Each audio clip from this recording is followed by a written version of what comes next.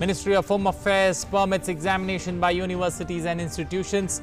Final semester examination in universities and colleges to be held at the end of September 2020. UGC revises its guidelines.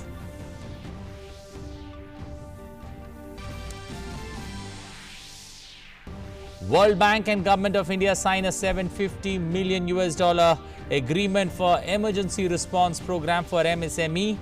Finance Ministry says emergency response program will provide increased financial support to the MSMEs that have borne the impact of COVID crisis.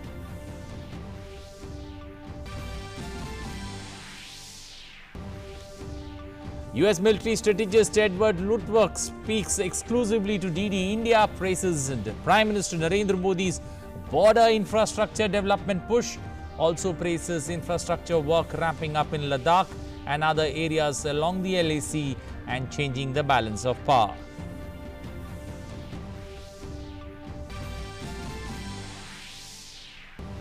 Recovery rate from COVID-19 in India rises above 61%. With over 4,39,000 recoveries of patients. Active cases rise to 2,59,000 with 20,160 fatalities. A central team deputed by Union Health Minister to visit Bengaluru today and review the COVID crisis in the state. Global tally of confirmed cases of COVID-19 nears 1 crore 15 lakh with over 5,36,000 fatalities. US remains the hardest hit with over 29,31,000 cases and about 1,30,000 deaths. Good morning. Welcome to English News. I am Anil Thomas. Now for the stories in detail. Ministry of Home Affairs has permitted conduct of examinations by universities and institutions. The final term examinations are to be compulsorily conducted as per the UGC guidelines on examinations and academic calendar for the universities and as per the standard operating procedure approved by the Union Ministry of Health and Family Welfare.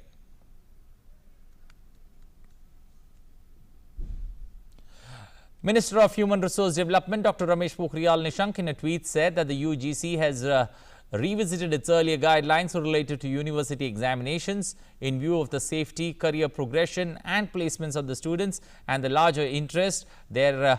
After consulting with the Ministry of Home Affairs and the Ministry of Health and Family Welfare, it has been decided that intermediate semester students will be evaluated based on the internal assessment as per the earlier issued guidelines. Evaluation of the terminal semester students will be done through examinations in the month of July. Now their examinations will be conducted by the end of September 2020, following the guidelines laid down by the Ministry of Health and Family Welfare for COVID-19. In an exclusive interview to DD India, the US military strategist Edward Lutwerk has praised Prime Minister Narendra Modi's border infrastructure development push. Let's listen in. Mr. Modi is focused on infrastructure. I mean, I'm not a pro-Modi person. I'm not an anti-Modi person. But his focus on infrastructure is very real. India has allies. China does not have allies, only Cambodia, because the Cambodians are squeezed by the Vietnamese. And the other ally it has is Pakistan. Since we've had Pakistan as an ally, I can tell you that having an ally like Pakistan is borderline. The US military strategist also praised infrastructure work ramping up in Ladakh and other areas along the LAC and changing the balance of power. The expansionist pressure, in general, is not the tactical thing. It has the tactical expression, in some specific place. And as we all know, one part of the story is that finally, India is providing infrastructure in those areas and quite changing the balance of power. You can watch this full exclusive interview at 8 p.m. on DD India and 10 p.m. on DD News.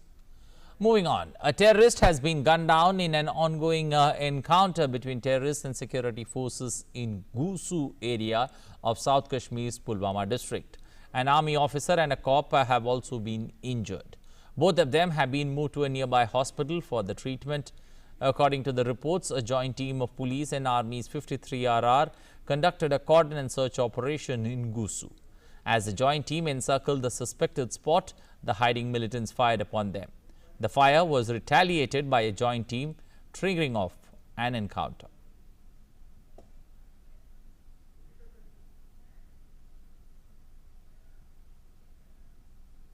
Well, time now to take a look at the latest COVID-19 updates from across the country. Due to collective and focused efforts for containment and management of COVID-19 by the centre along with the states and union territories, 4,39,947 people have recovered so far. The recovery rate has reached 63.13%. As per the latest update, 2,59,557 cases have been reported and the total deaths stand at 20,160. A look at Delhi's COVID-19 tally on Monday that breached the 1 lakh mark as the city recorded 1,379 fresh COVID positive cases, while the death toll mounted to 3,150.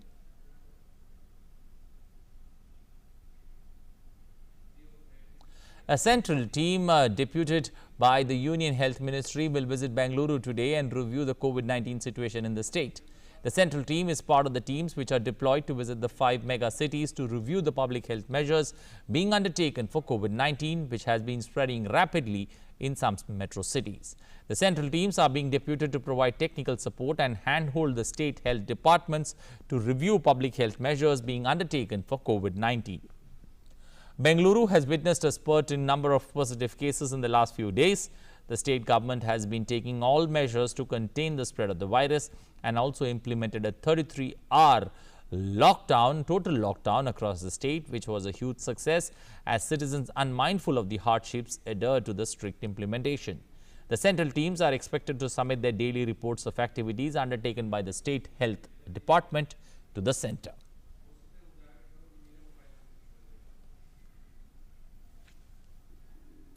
Well, for more on the story, Aisha Khan, my correspondent, joining us. Aisha, the central team is there in Karnataka.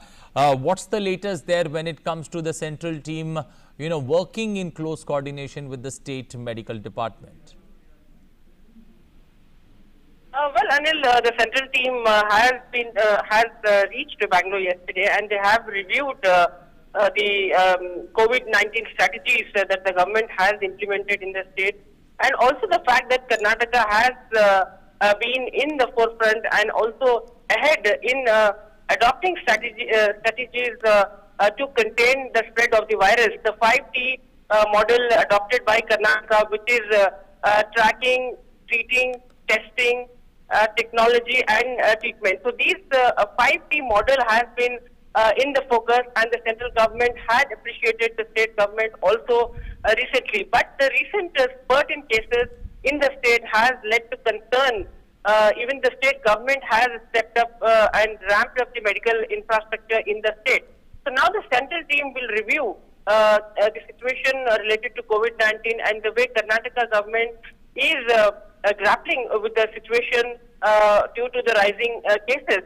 And this is one reason that Karnataka, the cases have gone up, is that the Karnataka government has increased the testing, almost 15,000 per day and up to 20,000 per day. So this is the result of the spurt in cases we are seeing here. Though Bangalore reported 2-digit positive cases till recently, till last week, and now we are reporting 4 digits. That is, it has crossed 1,000 per day.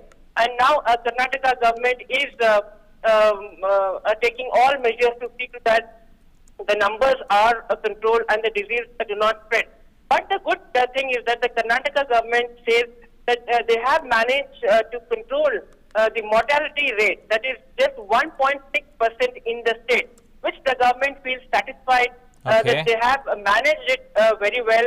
And the recovery rate in Karnataka is also almost on line with the recovery rate across the country. that is the national recovery rate with regard to COVID-19. So Karnataka government is taking all measures, and it is not only boosting medical infrastructure but also keeping the morale high of the doctors, the medical staff, and the students, the medical students who are joining the COVID-19 services.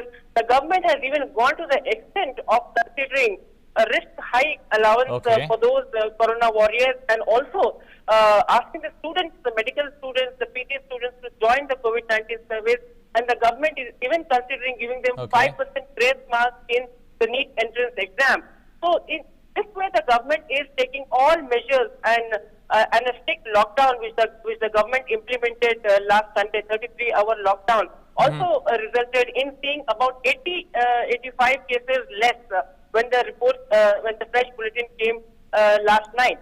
So now the central team will review all this, and the team will also assess if the government, if the state government needs any central help, and will the strategy be revised, and the central team will also share the containment strategies that the government should follow, and a report will be submitted by the state government to the center.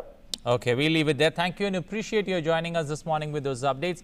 And you take good care of yourself while we come back to you for more updates on that story. Moving on, the World Bank and the central government has signed an agreement worth $750 million to boost the flow of finance to micro, small and medium enterprises, that's MSMEs, amid the COVID-19 crisis. Finance Ministry in a statement said that this agreement is for the MSME Emergency Response Program, which will provide increased financial support to the MSMEs that have borne the impact of the coronavirus crisis in the past few months. World Bank said in a statement that the World Bank's MSME Emergency Response Program will address the immediate liquidity and credit needs of 1.5 million viable MSMEs to help them withstand the impact of the current shock and protect millions of jobs. This is the first step among a broader set of reforms that are needed to propel the MSME sector over time. Moving on, in an effort to improve the quality of roads, the National Highway Authority of India, that's NHAI, has decided to undertake performance assessment and ranking of the highways in the country. The assessment, audit and ranking of national highways is aimed at improving the quality of highways. This move will provide a higher level of service to highway commuters. The assessment parameters are based on different international practices, while the criteria for assessment has been broadly categorized on the basis of highway efficiency, highway safety and user services. On the basis of assessment, the authority will decide on the level of intervention required to enhance the overall service quality. Important parameters like access control, time taken at toll plaza, accident rate, availability of trained, advanced traffic management system, wayside amenities will also be considered during an assessment. The process of the ranking will bring out operational efficiency and ensure high quality maintenance of roads on highways. BMC has launched a robotic trolley to reach out to persons recovering in Podar Hospital from COVID with food and medicines. State Minister Aditya Thackeray, while sharing this information, said that this will help us further reduce the contact of COVID positive persons with healthcare staff. Thackeray said that this robot will help us further reduce the quantity of PPEs used during activities such as food distribution in COVID wards. He stressed on the need of technology and innovation as they are something we are relied on. The confirmed cases continue to spike worldwide, with the cumulative figures now rising over 1 crore 15 lakhs and over 5 lakh 37,000 fatalities. United States continues to remain the worst hit with 29 lakh 34,000 cases and over 1 lakh 30,248 being reported. Deaths being reported from United States of America, followed by Brazil, that's got over 16 lakh 23,000 cases being reported and over 65,000 deaths being reported from Brazil. People, meanwhile, went about their daily routines in Mexico City on Monday as stores in the capital reopened even after Mexico overtook France's or the French tally to become the country with the 5th highest number of coronavirus deaths over the weekend. Shops opened their doors as security guards stood at entrances armed with disinfecting gel and thermometers to scan shoppers before entering. Most but not all locals were wearing face masks. Mexican health authorities reported a total of 261,750 confirmed cases and over 31,000 fatalities.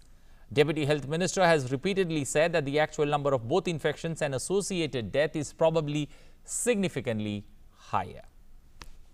As the world is now dealing to heal and repair the losses caused by the pandemic COVID-19, France has also created 3 beefed-up ministries for finance, social affairs and environment in response to the shockwaves jolting the economy. Bruno Le Maire would stay at the helm of a finance ministry, while Elizabeth Borne will take charge of an enhanced labour and social affairs ministry. Former Green Party politician Barbara Pompil will run a dedicated environment ministry. Christophe Castaner will take charge as the Interior Minister to head police, while Gabriel Attal will serve as the government's spokesperson. The reshuffle came in the wake of local elections in which Emmanuel Macron's party suffered backlash in major cities like Lyon, Bordeaux and Strasbourg. Moving to South America's Peru, Peru's Congress voted to eliminate parliamentary immunity under pressure from Peruvian President Martin Vizcarra. The politically divided unicameral legislature eliminated the presidential and other public officials' immunity in a vote approved 110 to 13. Prior to Sunday's vote, President Vizcarra had threatened to bring the reform to a referendum vote in 2021. Peru jumped past the 3 lakh confirmed cases of COVID-19 mark, the 5th highest in the world, as it slowly reopened. Russia's world-renowned Tetrakov Gallery opened on Monday with the new exhibition Not Forever as lockdown measures were lifted. The exhibition is centered around the period of Soviet life known as the era of stagnation, when the country was ruled by Leonid Brezhnev. The Tetrakov Gallery has been closed to visitors since April as part of the measures to fight the spread of COVID-19. Russia is the world's 4th most affected country after recording over 6,86,000 cases and over 10,000 deaths due to COVID-19. Huge pile of smoke engulfed northwest Turkey's Gallipoli Peninsula as wildfire raged up in the region. Hundreds of firefighters and helicopters were pressed into service to douse the fire. Maritime traffic in that particular Canakkale Strait was being suspended due to the blaze. Dwellers in surrounding areas were being asked to evacuate, and no casualty has been reported so far in that particular area in Turkey. Moving to sports, Matic has signed a new contract with Manchester United to keep him at the club until June 2023. The 31-year-old Serbian midfielder joined United from Chelsea in 2017 and has made 114 appearances in all competitions for the Red Devils. Matic has also attracted interest from Italy and Major League Soccer in the United States, but always made it clear that his first choice was to stay at Old Trafford. Matic looked to have fallen out of favour this season, with new manager Solskjaer preferring Scott McIntoy and Fred for the defensive midfield berth. But the arrival of Bruno Fernandes and the return of fitness of Paul Pogba has altered the dynamic in the team. Matic is currently first choice to anchor the midfield and has produced some of his best form of late. United, on a 16-game unbeaten run in all competitions, are 5th in the Premier League table, 2 points behind 4th placed Chelsea. In English Premier League action, Tottenham Hotspur reignited their European ambitions with a 1-0 win over Everton. Michael Keane's first half own goal gave Spurs a much-needed 3 points that put them to 8th in the Premier League standing and back in the Europa League race. But tensions were high as goalkeeper Lloris and Song Heung-min were involved in a heated exchange, and they had to be separated by teammates. With this win, Tottenham boss Jose Mourinho has become the 5th manager to reach 200 Premier League victories. Well, the hope for a return of professional sports in North America took a hit on Monday. 2 teams of National Basketball Association, that's NBA, Milwaukee Bucks and Sacramento Kings, closed their practice facilities due to positive COVID-19 tests. Teams across the leagues are expected to travel to Orlando in Florida this week to restart the season, which was abruptly suspended in March due to the COVID-19 outbreak. A member of the NBA team, Sacramento Kings, traveling party to Orlando also tested positive, prompting the closure of the team's practice center. The NBA said last week a total of 25 players and 10 staff members had tested positive for COVID-19 since June 23rd, when testing began. The National Hockey League, that's NHL, also confirmed 9 new cases of COVID-19 on Monday, including 8 from players who reported to team facilities for phase 2 of activities.